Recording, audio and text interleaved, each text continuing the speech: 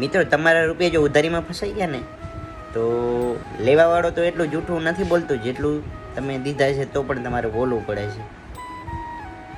અને કરગરીને લેવા ટાઈમે તો વાઘ થશે અને જ્યારે તમારે પાછા માંગવાના હશે ને તો તમારા જ રૂપિયા તમારે બકરીની જેમ માંગવા પડશે અને બાના કાઢવા પડશે. ભારત એકમાત્ર એવો દેશ છે જ્યાં રૂપિયા તમે આપશો ને તો પણ તમારે બાના આપવા પડશે કે ભાઈ તને શું કરવા રૂપિયા જોઈએ છે.